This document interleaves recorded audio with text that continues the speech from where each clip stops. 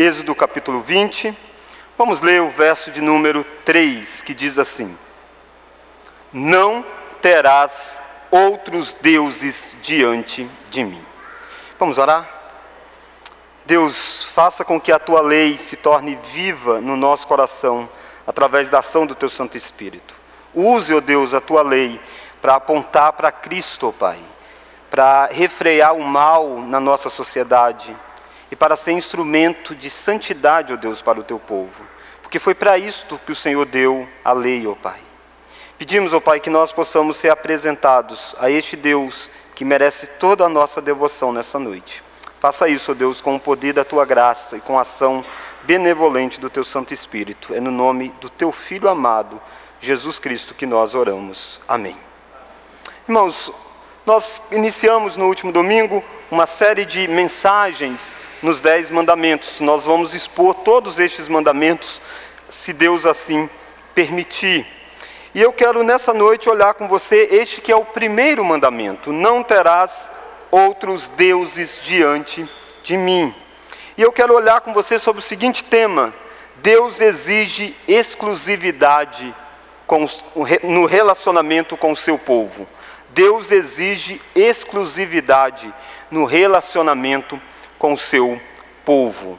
E eu quero olhar com você basicamente 2 grandes blocos de pensamento deste mandamento: não terás outros deuses diante de mim. E o primeiro é que nós podemos ver aqui que este mandamento lida com o objeto da nossa adoração.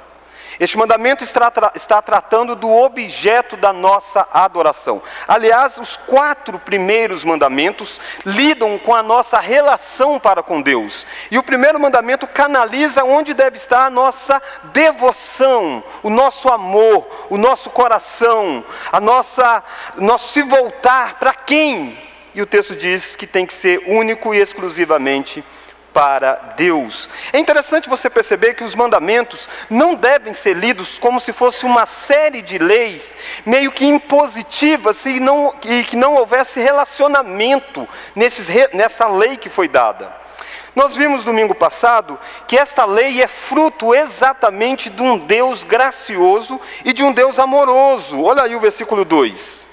Eu sou o Senhor teu Deus, que te tirei da terra do Egito, da casa da servidão. Então aqui que parte os 10 mandamentos. Os 10 mandamentos parte deste relacionamento de um Deus que é criador, que é sustentador de todas as coisas, que é grandioso, e de um Deus que é gracioso, porque Ele liberta o povo da escravidão do Egito. Deus não pegou Israel e disse assim: Israel, sabe de uma coisa? Você tem vivido escravo aí no Egito, já tem mais de 400 anos, então eu vou fazer um pacto com você. Eu vou dar 10 regras para você seguir. E se você obedecer todas as 10 regras, depois de 1 mês, 2 meses, eu venho então e liberto você dessa escravidão. Não, não é isso. Muitas vezes as pessoas olham para os 10 mandamentos dessa forma. Não, os 10 mandamentos foi dado depois que Israel já tinha sido liberto do Egito. Deus disse: eu tirei você da terra da escravidão. Eu tirei você da dominação de um povo estrangeiro. E agora então eu vou dar para você 10 regras para você viver. 10 palavras para você basear o seu relacionamento comigo e com o próximo. E aí então no versículo 3 ele diz: o nosso relacionamento tem que ser baseado em exclusividade. Se eu sou o Deus que tirei você do Egito, o amor de vocês precisa estar canalizado a mim. Não tem como eu salvar você, colocar uma aliança em você, caminhar com você, sustentar você, e de repente você está se dobrando a um outro Deus.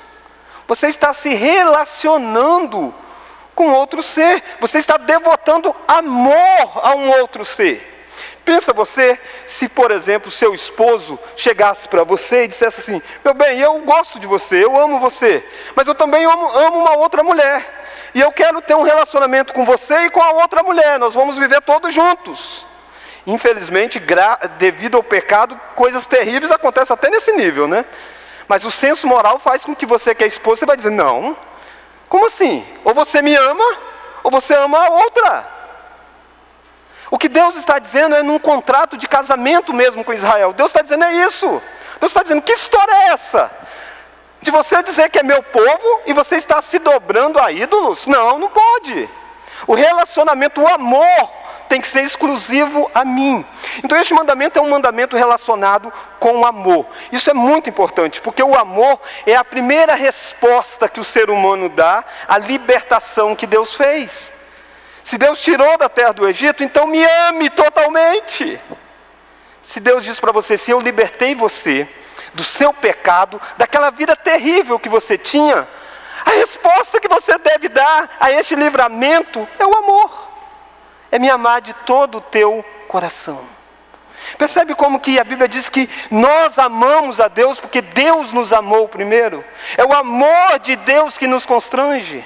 Queridos, alguém que dá o filho dele, o amado dele, o perfeito filho, para ser exposto à humilhação, a ser pregado numa cruz, para que você, que era um transgressor, um rebelde, alguém que era contra Deus, alguém que vivia virado as costas para Deus, Deus dá o mais precioso em troca daquilo que era mais vil, que eram os nossos pecados, a nossa vida devasta.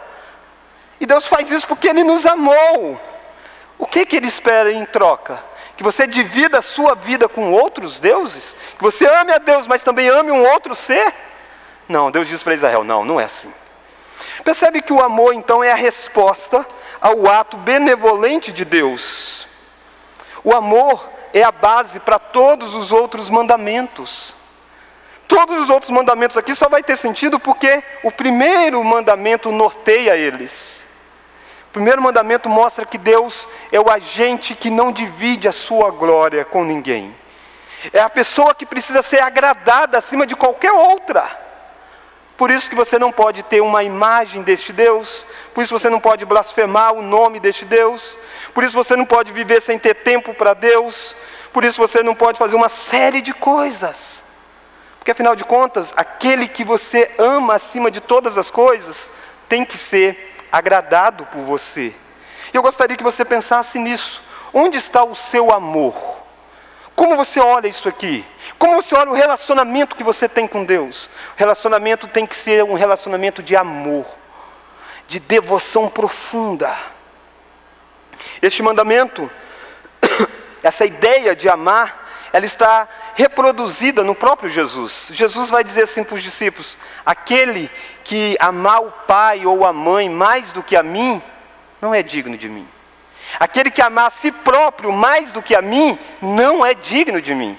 Percebe que Jesus está exigindo a mesma coisa que o 10 mandamento exige: exclusividade de amor.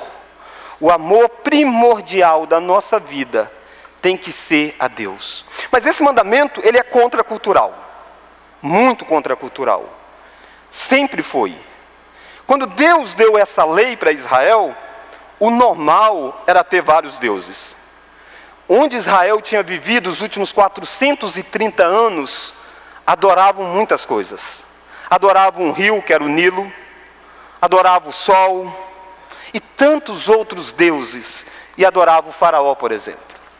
Era um povo que estava acostumado a viver em um território onde era comum devoção dividida.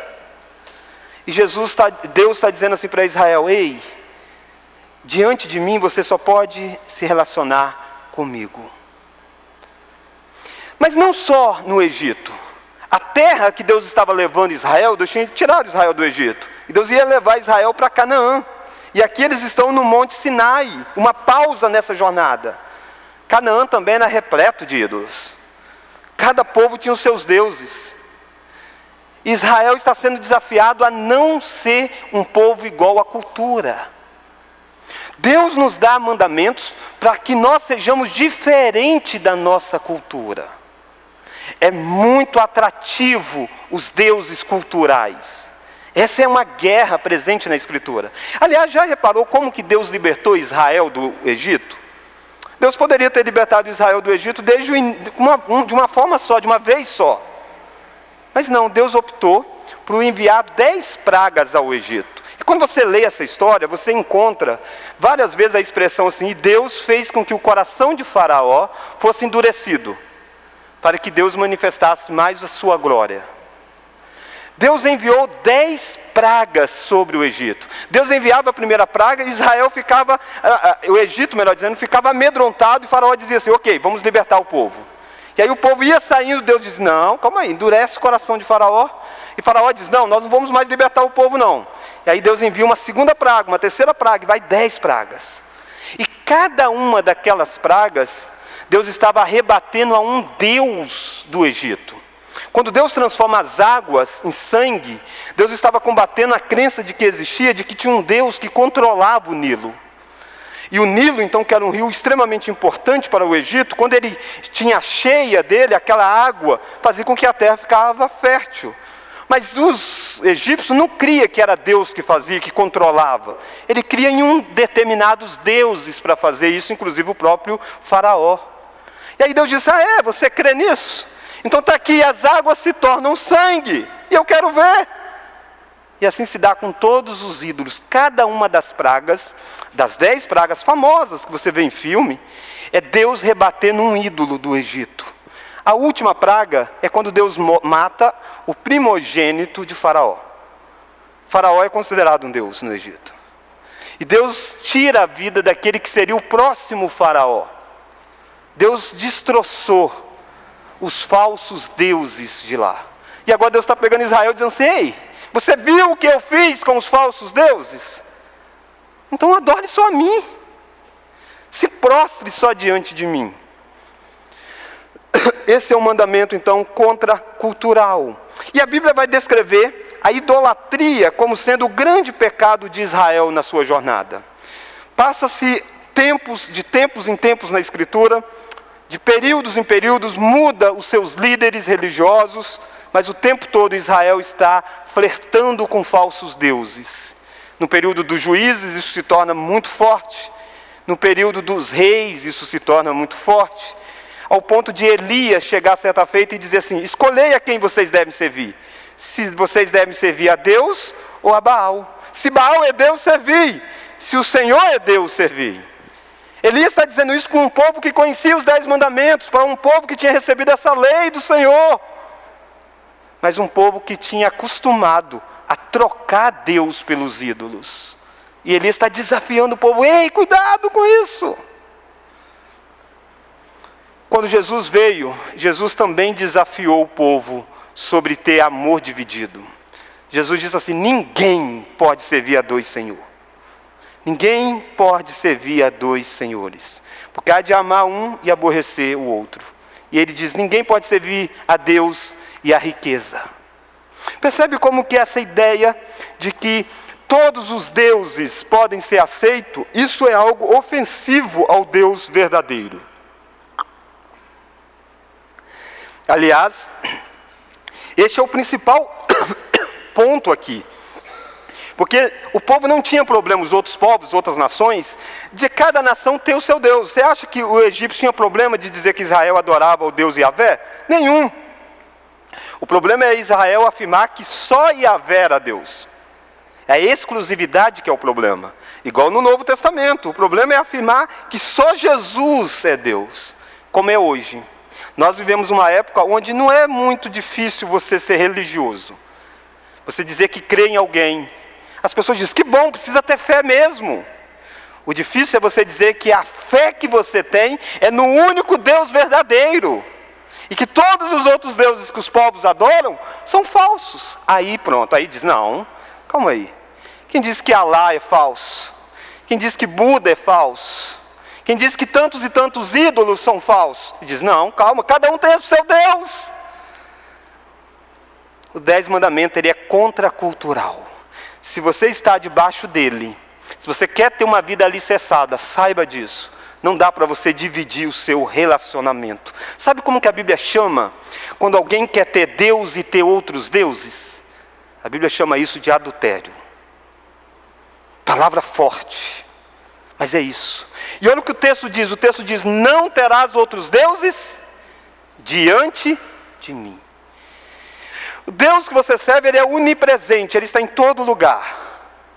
E toda a sua vida é feito diante dos olhos de Deus. Você não vive uma vida no modo off, desligado, ou no modo oculto de Deus. Não, você vive toda a sua vida diante da face de Deus. E quando você divide a sua devoção com outro ser, o que você está fazendo é uma linguagem como se você estivesse se deitando com uma outra pessoa diante do amado da sua vida. É forte. Mas essa é a figura de idolatria. Não foi isso que Deus fez quando Deus pegou Oséias e disse: Oséias, você é um profeta e você é chamado agora para mostrar para a nação de Israel o que eles fazem. E Deus mandou Oséias casar com uma mulher que é uma prostituta. Terrível! Uma mulher que era de prostituição, e Oséias vai e casa com aquela mulher. E passa um pouco de tempo, aquela mulher trai Oséias. Aquela mulher tem filhos e não sabe se aqueles filhos são de Oséias, e os nomes apontam que não são. E Oséias vai de novo em busca daquela mulher, Deus diz: pega aquela mulher de novo, case com ela, Oséias. Deus não está ordenando isso para que o povo de Deus faça. Deus está usando uma figura terrível e dizendo: assim é o que a nação de Israel está fazendo comigo.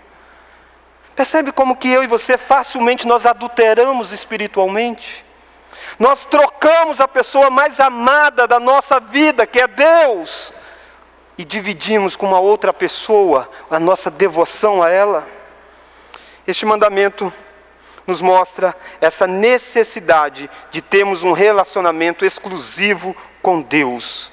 Primeira lição, este mandamento trata do objeto do nosso amor. O amor rege os 10 mandamentos. Ele é uma resposta daquilo que Deus fez, ele é a base dos demais mandamentos.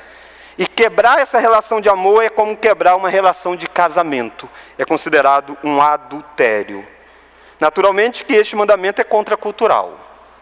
Eu sei disso, pregar sobre os 10 mandamentos é remar contra a cultura. Mas é estar submisso àquilo que Deus quer. Mas eu quero chamar a sua atenção para a segunda e última lição deste texto. E eu quero então agora mostrar para você os falsos deuses do nosso tempo. Talvez você diz: legal, pastor, ainda bem que eu não vivi naquela época de Israel, né? Porque naquela época o povo adorava Baal, Maloque, tantos deuses. Ainda bem que nós vivemos uma época onde a cultura cresceu muito, a tecnologia, a educação. Hoje nós não adoramos mais o sol como os egípcios adoravam. Graças a Deus por isso. Será que nós hoje, em 2020, estamos livres de fato de adorarmos outros deuses? Ezequiel nos diz que os ídolos são levantados onde? Dentro do coração. E o coração não mudou muito. O coração do povo de Israel é muito semelhante com o nosso coração hoje. É um coração que facilmente se divide entre Deus e as coisas que Deus criou. É um coração capaz de transformar coisas boas em ídolos. Dádivas do Senhor. Aliás, estes são os ídolos mais perigosos. Aquelas coisas amadas, belas, preciosas. Mas que de repente ele passa a competir com a devoção do nosso amor a Deus. Em vez de nós aumentarmos o nosso amor por causa dessas dádivas que temos, nós dividimos o nosso amor entre Deus e essas dádivas. Olha, por exemplo, uma definição do que é ídolo. Essa definição é feita por um pastor chamado Timothy Keller.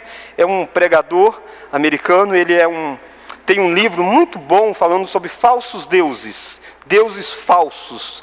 E ele define ídolos, ele diz assim: o que é ídolo? Ídolo é qualquer coisa mais importante do que Deus para você, que domine o seu coração e a sua imaginação mais do que Deus. Qualquer coisa que você busque a fim de receber o que só Deus pode dar. Às vezes nós fazemos isso. É qualquer coisa que seja central e essencial à vida. Um Deus falso é aquela coisa que, se for tirada de nós desesperamos, perdemos a razão de viver. Tem gente que diz: eu perdi o sentido da vida, porque ela perdeu alguma coisa que na verdade era o Deus dela. Às vezes coisas presentes de Deus, mas que se tornou o Deus dela. Porque qual que é a razão de viver? Qual é o fim principal do homem? Glorificar e gozar a Deus para todo sempre. Eu e você, se estivéssemos na pele de Jó, a nossa resposta teria que ser a mesma de Jó, dizendo: Deus deu, Deus levou, bendito seja Deus. Deus é a coisa mais preciosa. Mas quando o nosso coração está nas dádivas, quando ela é retirada de nós, nós perdemos o sentido de viver. Naturalmente que há uma diferença entre tristeza e desespero. Tristeza nós passamos mesmos, quando perdemos alguém querido nosso, quando nós perdemos um emprego, quando nós perdemos uma determinada quantia de dinheiro. Essas coisas são normais, nós nos entristecermos. Não é normal nós nos desesperarmos. Não é normal nós perdermos a esperança de viver. Porque a esperança de viver não está nestas coisas. A esperança de viver tem que estar em Deus. Percebe que é sutil? É muito sutil construir ídolos. Ao ponto de um outro estudioso, Philip Ryken, dizer assim: a razão pelo qual temos tantas dificuldades de reconhecer as nossas próprias idolatrias, os nossos próprios ídolos, é porque nós não temos mais apenas um falso Deus, mas muitos, muitos. E eu quero listar rapidamente com você alguns falsos deuses. O primeiro deles, muito perigoso, é do Deus imaginário. Como assim, pastor, Deus imaginário? É o Deus criado pela mente humana. Um Deus que a gente passa a adorar de acordo com o que a gente pensa que Ele é. Um Deus que a gente fala sobre Ele, e está cheio de gente assim. Gente diz: eu amo a Deus. Eu não vou em igreja não, mas eu amo a Deus. Eu não leio Bíblia, pastor, mas eu amo a Deus. Que Deus é esse que você ama? Tem certeza que é Deus que você ama? Aí você pergunta: como que é esse Deus? E aí a pessoa começa a articular sobre quem é esse Deus e diz coisas terríveis. E no final das contas você percebe que são pessoas que estão criando deuses segundo a sua própria imagem. Invertendo. Quando Deus fez o homem à sua imagem e semelhança.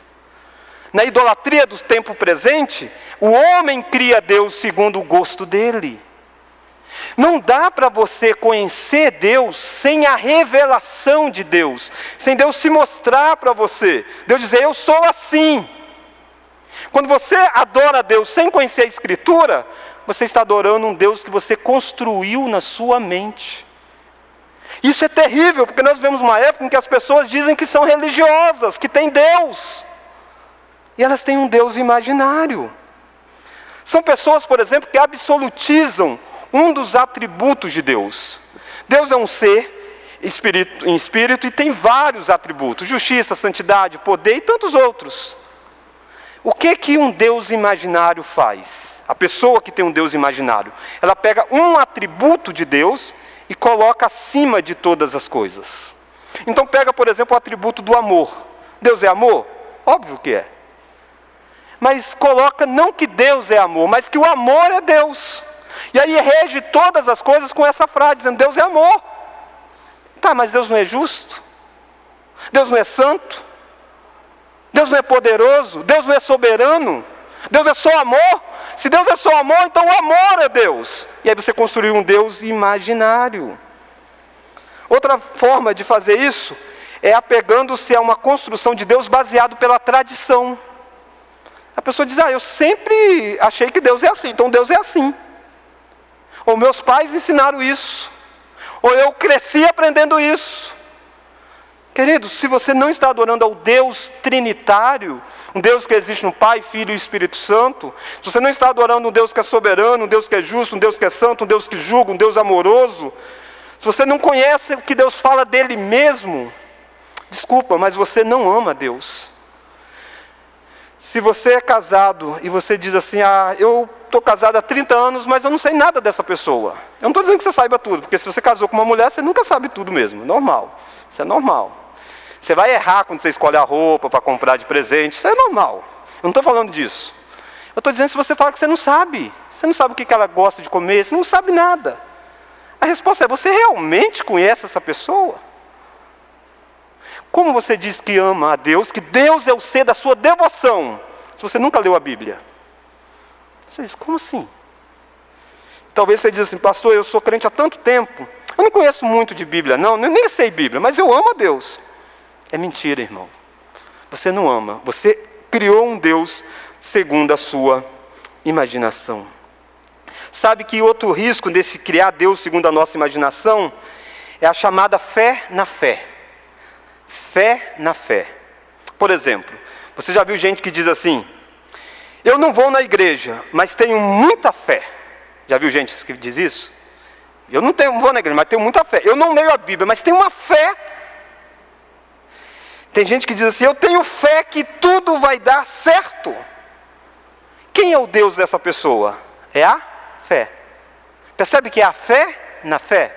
Aliás, um compositor captou essa ideia, não no sentido bíblico, mas ele revela isso quando ele diz, com fé eu vou, que a fé não costuma falhar. E é assim que muitas pessoas vivem. E aí a pessoa torna a fé o ato em si. A fé é o meio, você precisa ter o objeto correto da fé. Eu não posso ter fé de que esse púlpito vai levantar aqui, vai levitar, não posso ter fé nisso. A minha fé precisa ser de acordo com aquilo que Deus disse que é. Eu não posso ter fé achando que é um pensamento positivo que as coisas vão acontecer. Não é isso. A fé, um estudioso diz que é como um fio de telefone. O fio de telefone serve para que duas pessoas possam se comunicar. Mas o fio em si não é a comunicação. O fio permite que um fale com o outro. Isso é fé. Fé permite que você fale com Deus.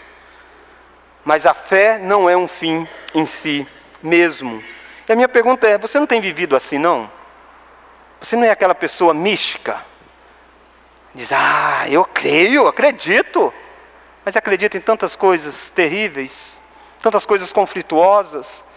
Irmãos, nós vivemos uma época onde o paganismo tem crescido, o ocultismo, busca de saber sobre tarô, lançar sorte, tantas outras coisas. Revelam apenas que as pessoas têm fé, mas fé em algo que não é real. Mas há um segundo ídolo muito terrível nos nossos dias. Se o primeiro é este Deus imaginário, que é um Deus que as pessoas criam segundo a sua própria imagem e semelhança, que é um Deus que absolutiza, que é um Deus que as pessoas absolutizam um dos atributos de Deus em relação aos demais, que é um Deus construído pela tradição humana em vez da revelação bíblica. Um segundo ídolo muito terrível é o ídolo do próprio eu, do próprio ego. Este é o grande ídolo da nossa geração. É comum as pessoas perguntarem, quem é a pessoa que você mais ama? E não é muito comum, não é também muito estranho as pessoas dizerem assim, a pessoa que mais amo sou eu mesmo. Isso é sutil, mas isso revela um ídolo. Os 10 mandamentos não nos ensinam a amar acima de todas as coisas. Diz que nós devemos amar a Deus acima de todas as coisas. E acima de todas as coisas é acima de você mesmo. Sabe que o primeiro pecado que quando entrou no mundo passa por isso? Passou por Adão querer se tornar Deus. Foi essa a tentação. O diabo diz, no dia em que você comer do fruto proibido, você será como Deus. E Adão, embalado nisso com a sua esposa, comem do fruto proibido e coloca toda uma humanidade contra Deus. Aliás, irmãos, nós temos a tendência de cada um de nós pensarmos que somos um pequeno Deus no centro do nosso próprio universo, com as outras pessoas e até mesmo Deus existindo para fazer a nossa própria vontade. Assim que as pessoas se relacionam, isso elas usam pessoas para saciar elas. Isso elas descartam pessoas porque não agradam mais elas. O que faz com que muitos casamentos terminem? Qual que é a das frases mais comuns quando alguém quer divorciar? Dizendo, pastor, eu não sou mais feliz. A pessoa não me faz mais feliz. É o eu em cima de todas as coisas. A pessoa não quer nem aí com o que Deus disse sobre casamento, não está nem aí para os votos que ela fez para com a outra pessoa. Afinal de contas, ela não é mais feliz, então ela pode romper os laços. Percebe como que o eu é muito sagaz na nossa vida. O ídolo do eu está presente muito naquilo que hoje tem sido chamado de coach. Essa é a palavrinha da moda, coach. E o coach, em muitos momentos, o que ele vai fazer é mexer no coração do homem, dizendo, você é importante, você tem valor, você é um ser que tem grande potência, basta você olhar para dentro de você mesmo. Irmãos, não, a Bíblia diz que você é desesperadamente corrupto. Aliás, um pregador que aderiu a essa moda do coach, isso chegou nas igrejas e há uma teologia do coach, e ele olha para a cruz de Cristo e diz que a cruz de Cristo mostra a nossa importância, o nosso valor. Ele diz assim, sabe, o centro de Deus é você. Ele diz: o centro do Antigo Testamento é Jesus. O Antigo Testamento apontava para Jesus. O centro do Novo Testamento é Jesus. Aí ele diz: mas quem é o centro de Jesus? E ele diz com um som impactante: é você. É você. E quem é que não gosta de ser massageado no seu ego? Não, queridos, você não é o centro de Jesus. Eu e você não somos o centro da história. Nós não somos o centro do universo. Nós não somos nem o centro da nossa família. A Bíblia diz que nós devemos viver para a glória de Deus. Quer comais, bebais ou façais qualquer outra coisa, fazei para a glória de Deus. Por que a santidade tem estado longe do povo de Deus? Porque a gente não quer quebrar coisas que nós gostamos. Nós não queremos mortificar a nossa carne. Mas o que a Bíblia chama o povo de Deus é para fazer morrer a natureza terrena. Jesus disse: negue a si mesmo. O que Jesus diz para o seu ego, para o seu eu, é dizendo: negue ele, deixe ele para trás. Irmãos, é assim que a verdadeira felicidade vai acontecer. Enquanto você viver pensando em você, você vai se frustrar o tempo todo. Você vai quebrar a vida de pessoas que se relacionam com você. Você vai se quebrar. Porque um ídolo faz isso. Um ídolo apresenta como felicidade. Mas o que o ídolo faz é sugar a força do ser humano.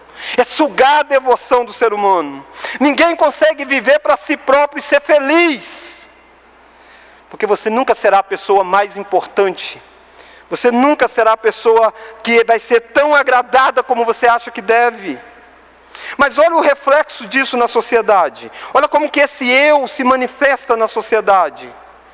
Nós vivemos uma época onde há um culto ao corpo perfeito. O culto à beleza, à estética. Lembra, essas coisas em si são boas. A estética é boa.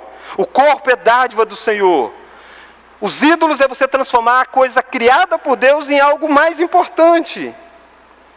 Quantas jovens não passam por depressão e não enfrentam transtornos alimentares porque elas não têm o corpo que elas acham que deveriam ter? Há adolescentes que sofrem isso, irmãos. Há adolescentes que vivem se achando feias. Há mulheres mais velhas que vivem se achando feias. Há pessoas que não sabem lidar com o tempo. E quando o tempo vem e vai diminuindo a beleza física, a pessoa vai se desesperando. Porque a sociedade quer colocar uma imagem, quer defender uma imagem. Não é isso que está muitas vezes nas redes sociais. Não é isso que a gente às vezes preza tanto pela nossa imagem aí fora. Isso revela para nós o risco que é transformar o corpo num ídolo. Muitas academias estão lotadas de pessoas e boa parte delas não é por questão de saúde. Muitos estão em busca apenas de perfeição estética. Muitas pessoas fazem dietas e mais dietas, não pensando em saúde, mas pensando em beleza estética. Lembra, eu não estou dizendo que dieta é pecado e nem que academia é pecado, eu faço os dois. E dieta às vezes dá resultado, às vezes dá aumentada, mas eu faço os dois. Essas coisas são boas em si. O errado é você absolutizar essas coisas. E quantas pessoas aí fora não estão escravos da beleza? Quantas pessoas não devem desembolar do cartão de crédito? Porque ela precisa ter uma roupa bonita. E aí vai ter o próximo casamento. E sabe o que ela vai fazer? Vai comprar fiado de novo e não vai pagar. Afinal de contas, o ídolo dela precisa estar bem na festa. Quantas pessoas estão belos por fora, mas com a alma destruída por dentro? Estão rindo nas fotos, mas chorando desesperados dentro dos seus quartos. Quantas pessoas deixam de ter relacionamento porque não se acham bonitos o suficiente para conviver com determinadas pessoas? Mas há um outro ídolo também muito sagaz, dessa manifestação deste ídolo que é o eu, né? Tudo isso está ligado ao eu, que é a carreira profissional. Trabalho é dádiva do Senhor. Nós vamos falar de um mandamento que diz que nós devemos trabalhar e descansar. Há espaço para isso. Mas quantas pessoas não absolutizam a carreira? Quantas pessoas que você conhece que deixou de frequentar uma igreja porque ela está estudando para um determinado concurso? Porque ela está trabalhando em um determinado emprego e ela não pode nunca mais buscar a Deus na igreja. Não pode mais, não tem tempo mais. Isso é tão sagaz que a gente diz: não, isso é porque eu sou jovem, eu preciso trabalhar muito para poder adquirir alguma coisa. Alguns dizem, isso é porque eu quero casar.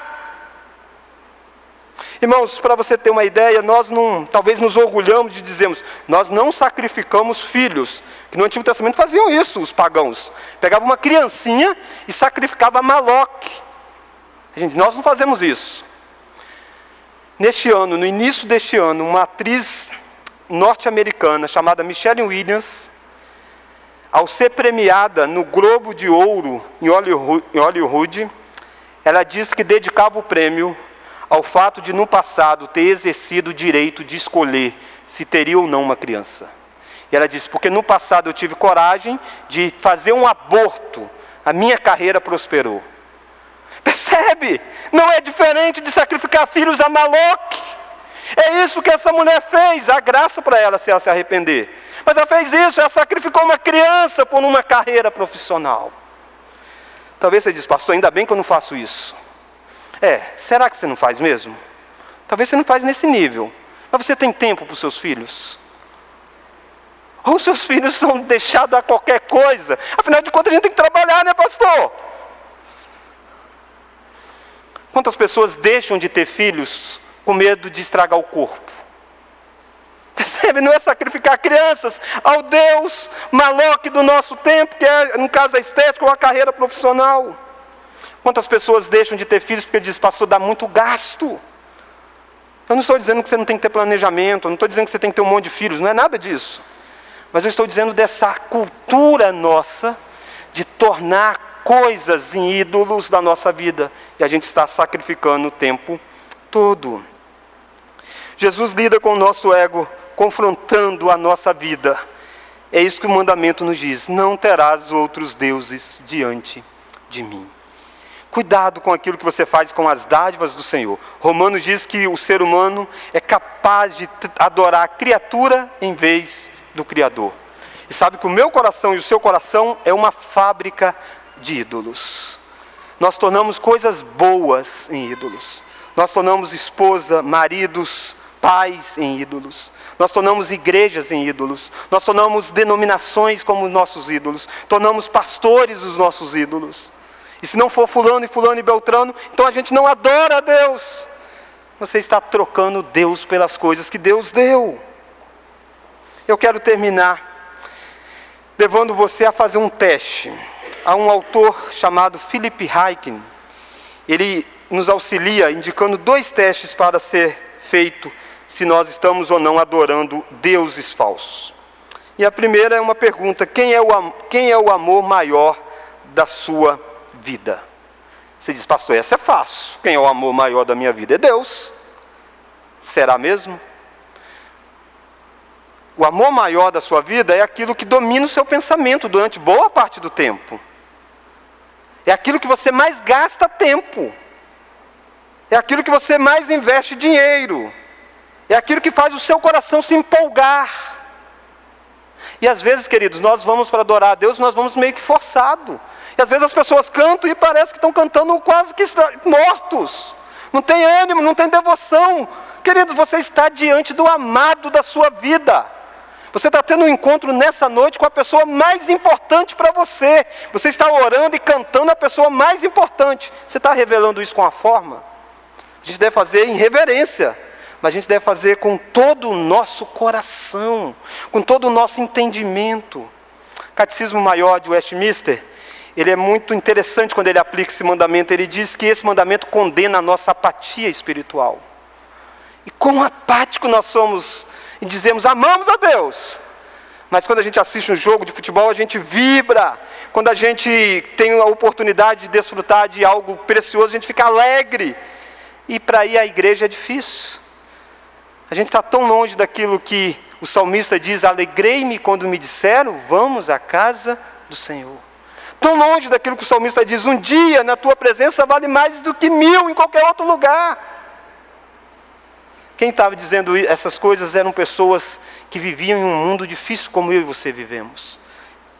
Mas o amor tem que nortear a nossa vida. Eu preciso perguntar para você, você tem tido tempo para a pessoa mais importante da sua vida? Aí está o amor da sua vida. Mas o segundo teste é em quem está a sua confiança fundamental. Aí revela quem é o Deus. Em quem você confia? Você confia em muitas coisas e deve confiar nas coisas criadas. Mas quem é a sua fonte última de confiança? Deus é aquela pessoa a quem nós esperamos que vai cuidar de nós. Quantas pessoas não faz disso um sistema político? Uma ideologia política. Seja ela de esquerda, seja ela de direita. E a pessoa abraça essas ideologias dizendo, isso que vai resolver a vida do mundo, do país. Não vai, queridos. O que vai resolver a vida das pessoas é só Deus. Lógico que há diferenças de ideologias. Há ideologias que se aproximam mais do Evangelho, há ideologias que se afastam mais do Evangelho. Mas nenhuma ideologia pode ser a devoção da sua vida. Nenhum partido político pode ser a devoção da sua vida. Nenhum candidato político pode ser a devoção maior da sua vida. O seu emprego não pode ser a fonte última de confiança.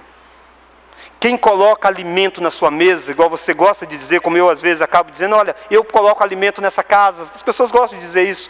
Querido, não é você. Quem coloca o alimento na sua casa é Deus.